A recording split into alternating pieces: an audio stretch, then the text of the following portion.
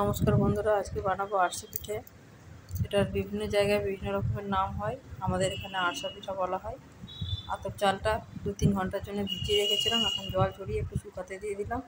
শুকিয়ে গেলে শিলনোড়ায় গুঁড়ো করে নিলাম, চালনিতে চেলে নিলাম যাতে মোটা দানা না থাকে। এবারে গুড় এনেছিল, গুড়টাকে পাতলা করে গলিয়ে একটু পাক করে নিলাম। বেশি কড়া পাক হয় না, খুব হালকা পাক হয়। হালকা পাক করে এবার ওই চালের গুঁড়োটার মধ্যে ভালো করে মিশিয়ে নিচ্ছি। গুড়টা গরম গরমই দিতে হবে যাতে চালের গুঁড়োটা একটুখানি সেদ্ধ হয়ে যায়। একলা হাতে ভিডিও করা অনেকটাই কষ্টকর। একা হাতেই আমাকে ভিডিও করতে হয়, কেননা আমার বরের দোকানে ব্যস্ত থাকে।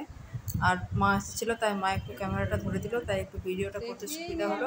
ধরে দেওয়ার মতো কেউ নেই, তাই আমাকে একা হাতে ভিডিও করতে হয়, তাই ভীষণই অসুবিধা হয়। অনেক সময় তোমরা আমার ভিডিওগুলোর কোয়ালিটি ভালো পাও না, এই কারণে।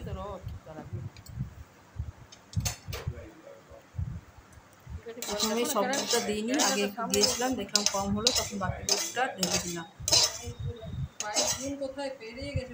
যাতে বেশি না হয়ে যায়।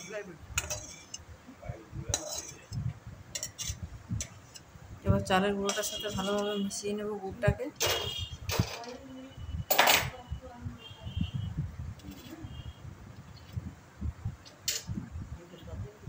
এদিকে কড়াইতে তেল বসিয়ে দিয়েছি। মা ছিল তাই একটু হেল্প হয়ে গেল, মা একটু ভেজে দিল, আমি কড়াইতে ছেড়ে দিলাম, মা ভেজে নিল বলে তাড়াতাড়ি হয়ে গেল। এই যে দুধ মেশানোর পর দেখলে তোমরা চালের গুঁড়োটা দেখতে কেমন লাগছে। এবার কড়াইতে তেল বসিয়ে দিচ্ছিলাম, ওই তেলের মধ্যে আমি এক একটা করে ছেড়ে দিলাম, আর মা ভেজে তুলে নিল। হয়ে গেল, এপাশ ওপাশ ভেজে নিলে হয়ে গেল আরসা পিঠে।